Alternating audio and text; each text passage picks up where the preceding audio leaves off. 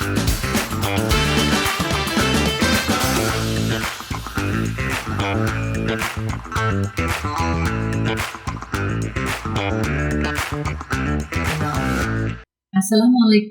warahmatullahi wabarakatuh. Selamat datang di Astara Poster, podcast Sarjana Terapan Keuangan, Fakultas Ekonomi dan Bisnis, Universitas Trisakti. Poster adalah media komunikasi bagi sivitas akademika, seperti dosen, mahasiswa, alumni, dan siapapun yang ingin berdiskusi, belajar tentang pasar modal, perpajakan, perbankan, dan dunia seputar kampus. Episode kali ini adalah episode yang ke-22. Telah hadir tamu yang istimewa adalah Saudara Joshua, alumni Prodi Sarjana Terapan Keuangan yang akan sharing banyak hal terkait dunia kampus hingga pekerjaan yang ditekuni saat ini. Sebelum dimulai, akan saya bacakan pantun untuk Saudara Joshua. Beramai-ramai main kulintang, sambil bernyanyi, hangatkan suasana. Saudara Joshua, selamat datang di acara poster kesayangan kita. Apa kabar Mas Joshua? Kabar baik Bu. Saya panggilnya Mas aja ya. Boleh. Walaupun sama-sama dosen, sebetulnya Pak Joshua ini dosen, tetapi usianya masih muda banget. Jatuhnya mahasiswa saya, jadi saya panggilnya Mas aja ya. Boleh, siap. Oke. Makasih banyak loh Bu, udah diundang di sini. Oh, sama-sama. Lagi. Oh iya, sama-sama Mas Joshua. Saya juga terima kasih di tengah kesibukannya sebagai alumni. Mas Joshua masih mau atau ingat ya dengan alma maternya dan hadir sebagai tamu di poster. Mas Joshua, kegiatannya apa nih sekarang ini Mas? Oke, kegiatan kita ya hari ini ya biasanya sih memang menjadi analis saham Bu. Analis saham. Analis saham di satu sekuritas, salah satu sekuritas lokal ternama lah di Indonesia. Ya, kebetulan saya di situ jabatannya sebagai senior research analyst. Senior research analyst. Nah, sahabat muda perlu diketahui, Mas Joshua ini dulu adalah alumni Sarjana Terapan Keuangan. Angkatan berapa? Masuk 2009. Masuk 2009. Lulusnya cepat dong 2013 awal. Mantap, 3,5 tahun ya, 3,5 tahun. Dan mengambil konsentrasi adalah pasar modal. Perlu sahabat muda ketahui, di Prodi Sarjana Terapan Keuangan ada 3 konsentrasi yang bisa dipilih. Yang pertama adalah pasar modal, kedua adalah perpajakan, dan yang ketiga adalah perbankan.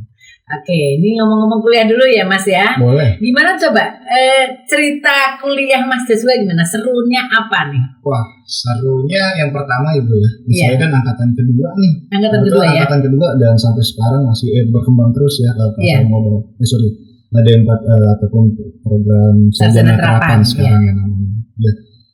Dulu sih bingung juga, awal kan cuma punya kakak kelas 1 ya, dan lebih jadi teman lah dulu kan, terus juga lucu aja Bu, ini program baru di Indonesia bahkan ya, waktu itu tagline-nya masih pertama dan satu-satunya sih. Pertama dan satu-satunya ya. Dan di situ ada 3 konsentrasi itu kan ya, pajak, perbankan, dan bawahnya itu tulisannya pasar uang garis miring pasar modal. Jadi belum secara spesifik pasar modal ya. Pasar uang, pasar modal. Pasar uang / pasar modal gitu. Nah, di situ yang pajak ya udah tahu lah, misal dikit-dikit gitu kan di koran banyak tuh. Terus ada perbankan juga kan, dan ini yang aneh nih satu nih gitu kan, pasar modal gitu kan. Nah, di situ memberanikan diri, jadi saya memberanikan diri untuk mencoba yang aneh ini nih gitu kan. Kebetulan dosennya canggih-canggih Bu. Serius. Jadi maksudnya kan dari nama waktu itu kan D4 kan diploma 4 itu terapan ya Bu ya. Terapan berarti lebih banyak praktiknya tuh Bu. Nah, makanya dipanggil waktu itu, semoga sampai sekarang ya.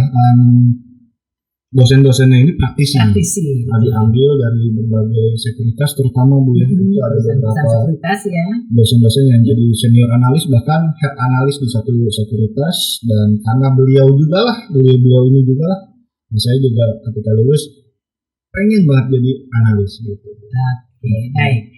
Sahabat muda, tadi seperti yang disampaikan oleh Saudara Joshua ya, Mas Joshua, bahwa prodi sarjana terapan itu sebetulnya sama dengan S1, setara S1 dengan gelar STR, Sarjana Terapan Keuangan.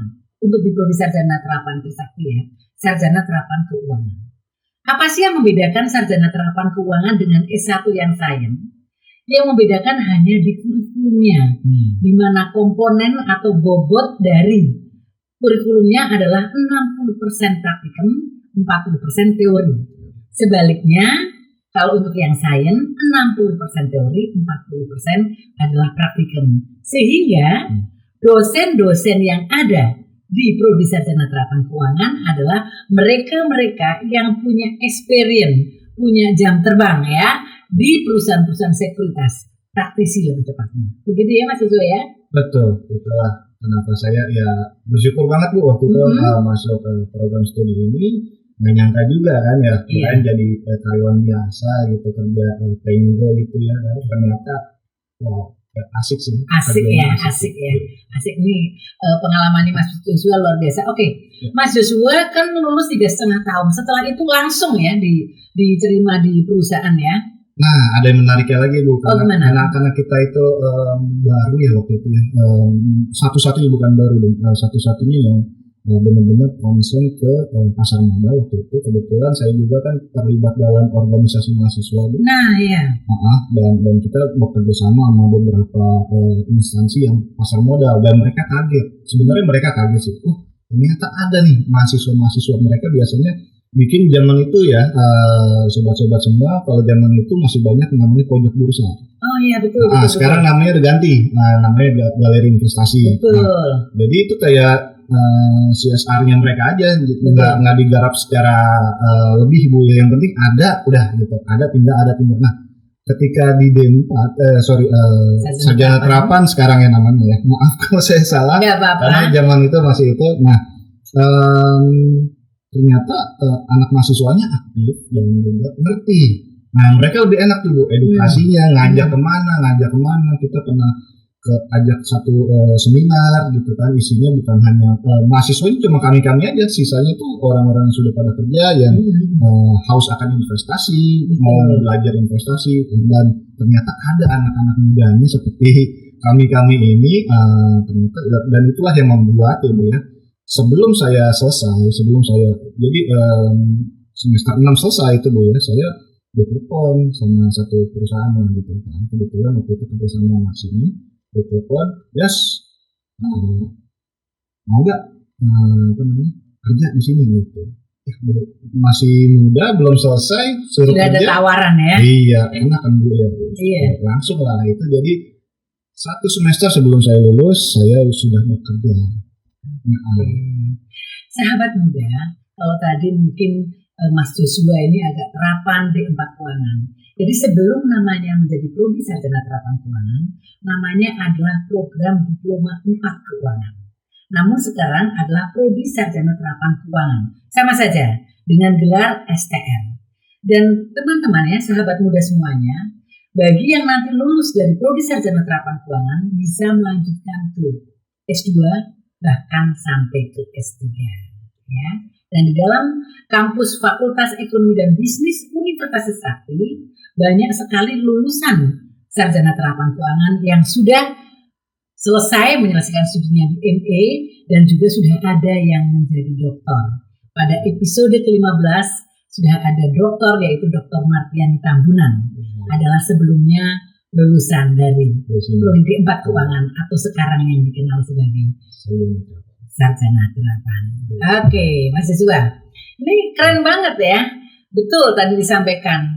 Belum lulus sudah ditawari, rasanya pasti aduh bahagia banget ya. Terus seperti itu ya. Iya, betul. Artinya memang peluang atau kesempatan untuk bisa berkarir lebih dari prodi sarjana terapan untuk khususnya konsentrasi pasar modal besar banget ya Mas. Ya dibilang besar banget pasti. Iya. Satu kan, tapi memang sulit Bu. Sulitnya maksudnya knowledge yang kita harus dapat itu sulit. Banyak lah gitu yang harus kita tahu, rumus-rumusnya segala macam tahu, dan untungnya di kampus waktu itu belajarnya tentang itu semua. Jadi ketika compete, ketika kan biasanya ya teman-teman itu melamar itu kan ada beberapa dari universitas lain lah. Betul. Kita nggak perlu nyebutin namanya, tapi dilihat memang kelihatannya sama-sama bagus lah, kita punya akreditasi segala macam ya Bu ya. Tapi pas nanti interview, nah itu biasanya kita lebih unggul sih. Luar biasa ya. Iya, oke. Mahasiswa, kalau dengan karirnya sekarang, apakah itu sesuai dengan mimpinya mahasiswa? Mimpi ya, jadi sebenarnya saya datangnya bukan di keluarga yang bukan di keluarga yang terlalu kaya gitu ya. Dan bahkan saya ini jujur aja Bu ya, jujur aja, maksudnya saya masuk D4 pun sekarang sarjana terapan ini juga ya tidak mengharapkan apa-apa waktu itu ya, karena juga tahunya kan Trisakti mahal Bu. Betul ya. Ternyata yang ini masih masuk budget orang tua. Jadi terjangkau. Dan masih masuk, terus juga awalnya malah saya maunya udah kerja biar adik saya yang nanti menjadi sukses lah gitu Bu. Karena keluarga juga pas-pasan, takutnya adik saya nggak kebagian uangnya kan, kasihan. Betul. Sebagai kakak anak pertama gitu. Mahasiswa anak sulung ya? Anak sulung Bu. Adik berapa? Cuma satu sih. Ada satu. Ini yang pengennya angkat gitu kan. Tapi puji Tuhan sampai detik ini adik saya sih kerjanya oke lah, jadi terbayar semua. Tapi intinya ketika saya masuk sini tidak mengharapkan apa-apa, tidak punya mimpi apa-apa Bu, tapi pokoknya jalanin tapi ngelihat dosen-dosennya. Kan role model saya waktu itu tidak punya role model yang saya tahu itu kan. Nah ternyata di sini ada bapak ini ngajarnya hebat, terus dia cerita pengalamannya ketika dia jadi analis di sekuritas gitu kan. Suksesnya dia, terus jatuh bangunnya dia kan, jadi menginspirasi dan disitulah baru mungkin kalau dibilang mimpi ya baru di situ Bu, mimpinya baru jalan di situ. Ya syukur alhamdulillah saya sampai sekarang berada di pasar modal, berada di sekuritas sebagai analis ya. Jadi memang jalannya mungkin dicetak dari awal masuk di sarjana terapan sampai detik ini dicetak mulainya memang di sini. Mahasiswa, dulu pada waktu mahasiswa tipe mahasiswa yang mana nih? Kupu-kupu, kuliah pulang, kunang-kunang, kuliah nangkring, atau kuper, kuliah perpus? Waduh, saya anehnya saya Bu ya, saya biasanya kalau misalkan belajar cuma di kelas. Oh gitu. Nah, kalau di luar kelas sudah nggak belajar.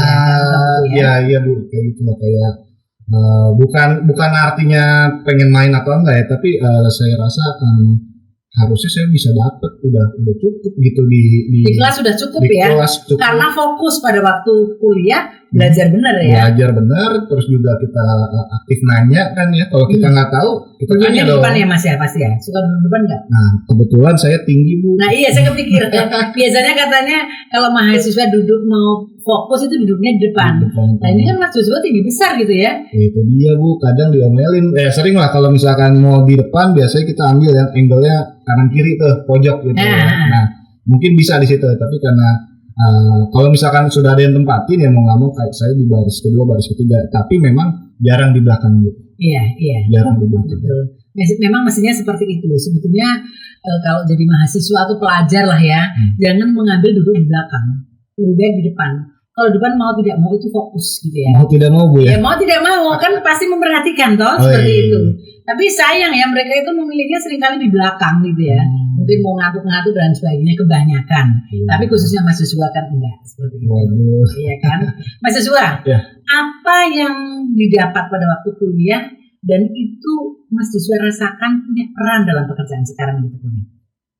Yang didapat banyak ya Bu ya. Coba mungkin saya ada 3 lah yang paling utama. Yang pertama memang knowledge-nya Bu. Knowledge ya. Dari kurikulum yang ada kebetulan memang mendukung saya dan teman-teman pasar modal lainnya untuk berkarir di pasar modal Bu. Baik itu saya sebagai analis ya Bu ya, ada teman juga menjadi back office-nya juga ternyata perlu skill yang memang baru diajarkan di sarjana terapan ini. Kalau misalkan yang lain harus diajari ketika mereka masuk nih, ketika mereka masuk baru dan masuk kerja baru tuh diajari. Nah kalau yang dari pasar modal, dari sarjana terapan ternyata sudah ada sudah ada basicnya lah gitu, sehingga tetap diajari tapi lebih mudah, lebih cepat. Ya? Iya itu satu Bu. Yang kedua memang tadi dosen-dosennya yang bisa menyemangati saya. Keren-keren ya. Keren-keren. Dosen-dosen di Prodi Sarjana Terapan Keuangan, Fakultas Ekonomi dan Bisnis Universitas Trisakti.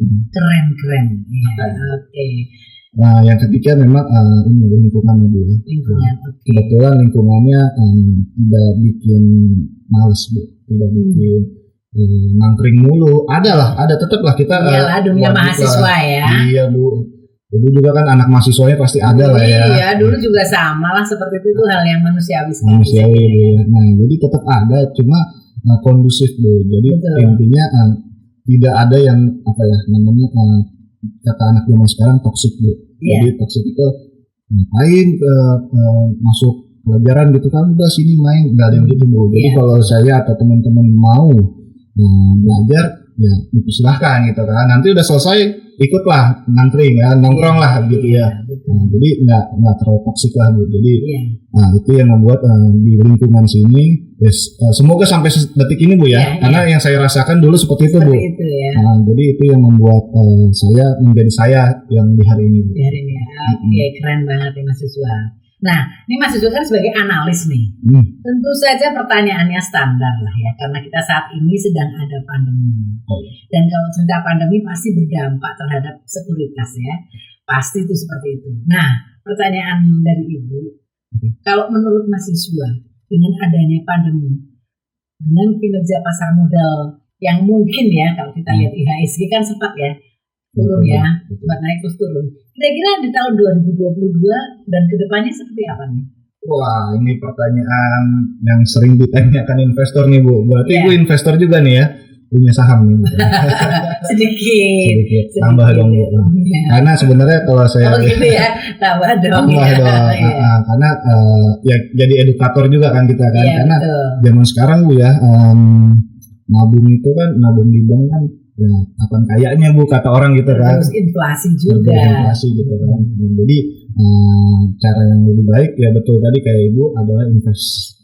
Nah problemnya kan kapan nih invest karena IHSG sekarang memang sebenarnya sudah mulai pulih Bu ketika tahun 2021 ketika Pak Jokowi ini sudah memperbolehkan untuk beberapa yang buka walaupun dengan protokol yang ketat ya Bu ya, sehingga ekonomi sudah mulai berjalan. Nah IHSG itu hampir kemarin tuh sudah hampir menembus level tertingginya sepanjang sejarah Bu.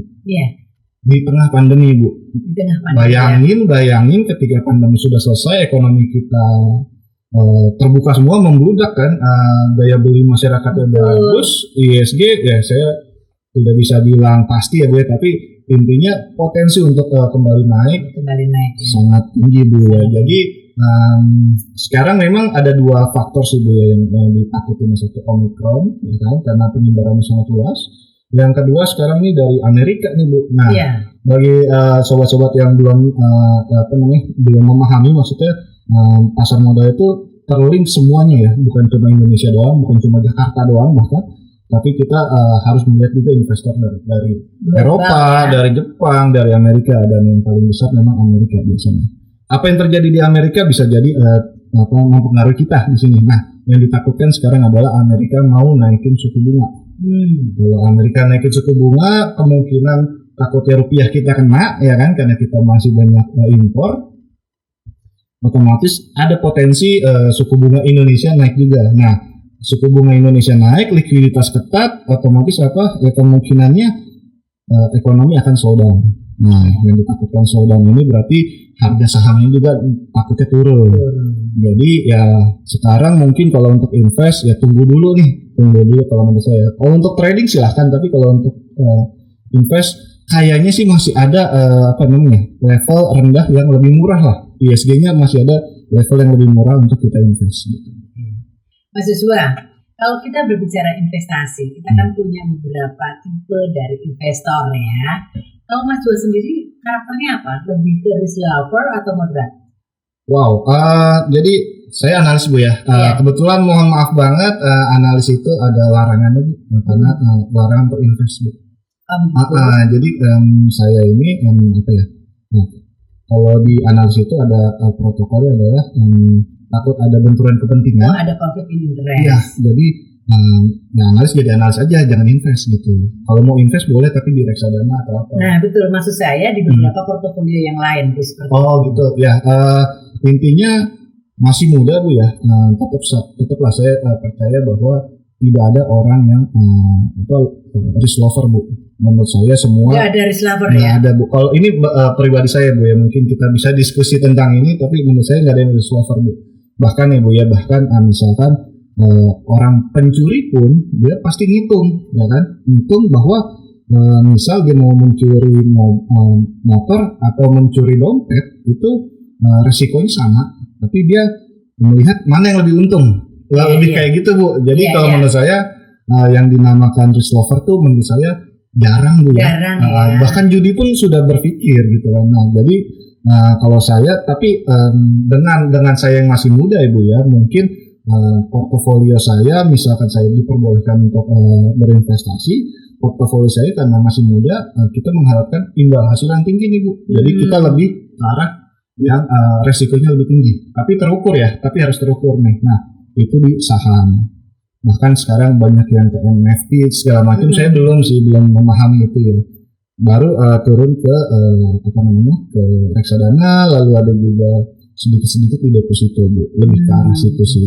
Iya, betul. Jadi istilahnya, tapi kalau kita berbicara ke teori ya, teori investasi, kan antara return dengan risk itu kan positif ya hubungannya ya. Ya. Semakin tinggi return yang kita terima, maka risiko juga yang akan kita hadapi juga besar kan seperti itu. Artinya begini, kalau orang sudah memilih, semua orang lah pasti tak pilih return yang gede ya, itu manusiawi banget. Berarti dia harus siap juga dengan risiko yang gede gitu kan Mas?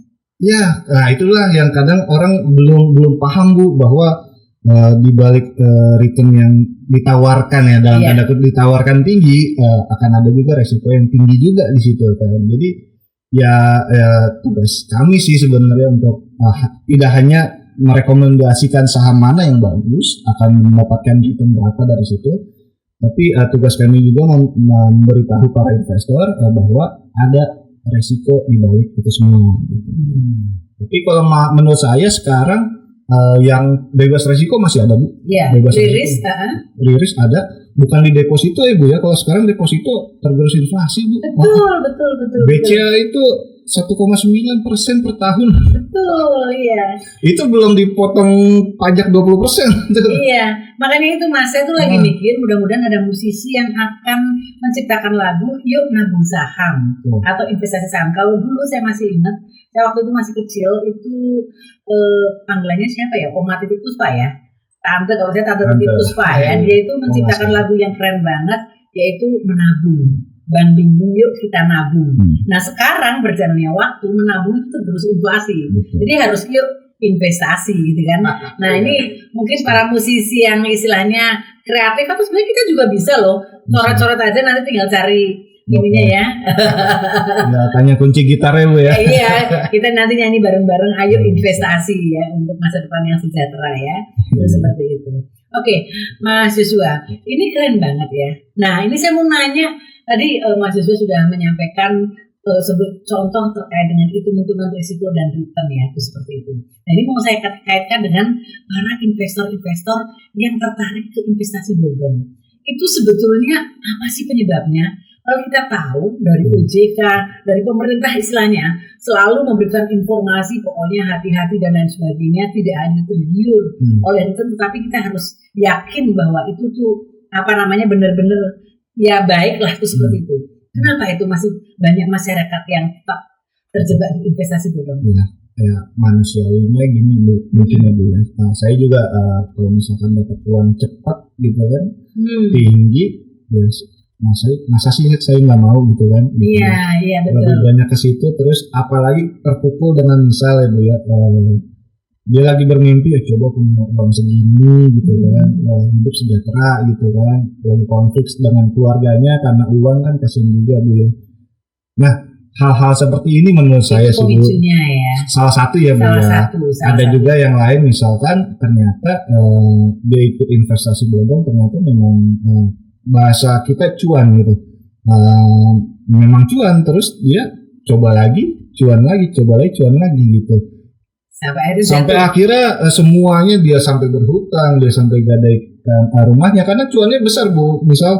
Misal ya biasanya kan memberikan return yang di luar nalar Bu ya, kalau menurut kita ya, misal 40% gitu dalam setahun ada, tapi resikonya tetap tinggi kan. Nah dia meyakinkan bahwa ini tidak ada resikonya nih, dicoba lah gitu kan, ternyata untung bener gitu kan, bahkan ada yang bisa selipat ya 100% dalam 1 tahun gitu kan.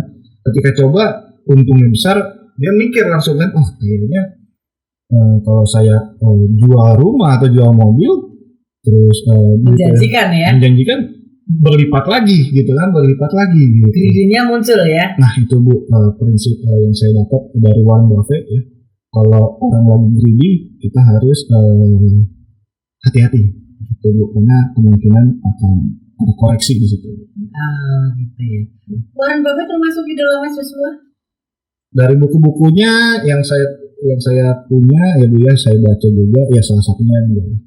Di Indonesia banyak juga lah, ada Sandiaga ya kan, ada beberapa lah yang oke gitu. Siapa tokoh Indonesia yang triliuner dari itu? Lokeng ya. Lokeng ya. Itu seperti itu, dia sampai punya istilahnya ajaran-ajaran ya. Bagaimana supaya sukses lah ya di pasar modal. Istilahnya kaya dari pasar modal ya. Itu seperti itu. Mas Joshua, selain yang ditekuni sekarang, apalagi yang ingin diraih Mas Joshua? Yang diraih, sebenarnya kerja di pasar modal ya udah cukup Bu ya. Udah cukup ya. Balik lagi Bu kalau udah. Saya senang banget nih sahabat muda nih ngobrol dengan Mas Joshua. Kelihatan penuh rasa syukur dan menikmati apa yang ditekuni sekarang ya. Ya, ajaran dari kecil Bu ya. Maksudnya kalau misalkan kita harus manusia tidak boleh puas sebenarnya, tapi bersyukur itu wajib. Nah, betul. Karena kalau cepat puas nggak maju-maju. Iya, padahal yang lainnya sudah lari ya. Iya, betul. Tapi melihat apa yang namanya, kayaknya enak nih, misal kalau saya punya rumah di kampung, sebelah kanannya pertanian, sebelah kirinya ini peternakan Bu, gitu. Jadi saya kayaknya nggak perlu uang, udah bisa hidup Bu kayaknya. Gitu. Pengen ada rasa ke situ sih Bu. Mungkin gitu. Jadi malah pengen suatu saat balik ke desa ya, seperti itu. Apalagi mungkin sekarang nih banyak orang yang suka posting daerah-daerah tertentu di daerah Jogja itu, Pulau Progo itu ada kalau nggak salah di daerah Pronosukan kalau nggak salah, itu lagi tren banget. Dan foto-fotonya itu memang menggiurkan gitu ya.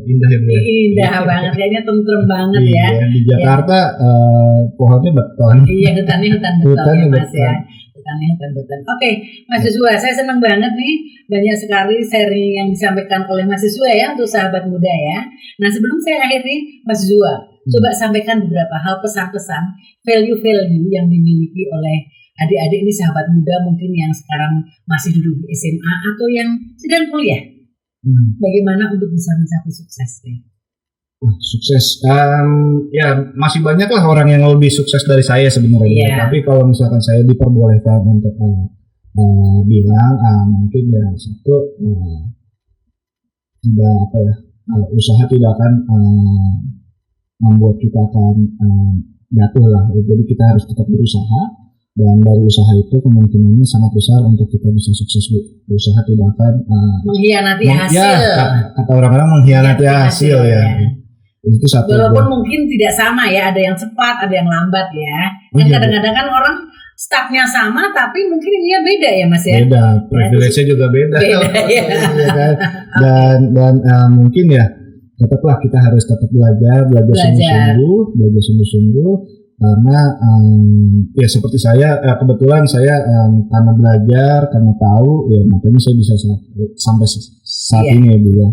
Dan ya kalau misalkan Kenapa saya bisa sukses ya tentu saja kalau bisa promosi dikit ya karena saya masuk di sarjana terapan sih Bu ya. Okay. Nah, sarjana terapan ini dengan ketika saya sungguh-sungguh otomatis ya ternyata bisa sampai sekarang dan teman-teman mungkin alumni yang lain juga sama Bu, merasakan hal yang sama karena kita dapat knowledge-nya tinggi, terus juga kita bisa situasi kondusif ya Bu ya. Dan satu lagi jangan salah pilih teman mungkin Bu ya, kalau teman gitu ya. Mungkin untuk teman-teman jangan sampai salah pilih teman. Kalau salah pilih teman mungkin bisa jadi blunder buat kita sendiri di kemudian hari. Nah banyak mungkin para mahasiswa yang belum memikirkan Bu sampai detik itu Bu. Jadi masih nunggu kayaknya memang masih waktunya main-main nih ya. Padahal 4 tahun itu cepat banget Bu. Cepat banget sih. Tapi benar mahasiswa tadi Mas Jowo mengatakan jangan sampai salah memilih teman. Ada yang mengatakan bahwa Anda adalah siapa orang di sekelilingnya, ya kan?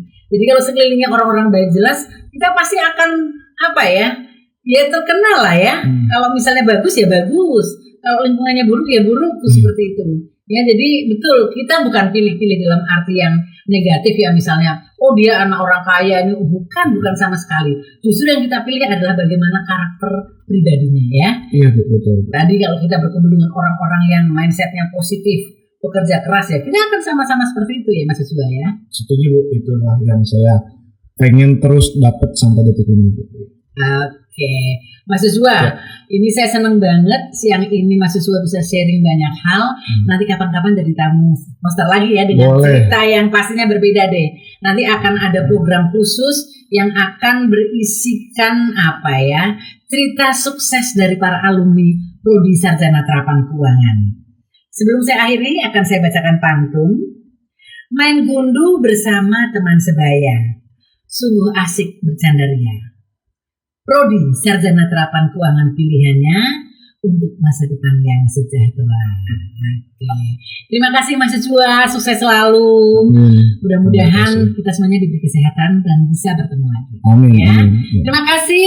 Sampai jumpa di episode berikutnya. Assalamualaikum warahmatullahi wabarakatuh.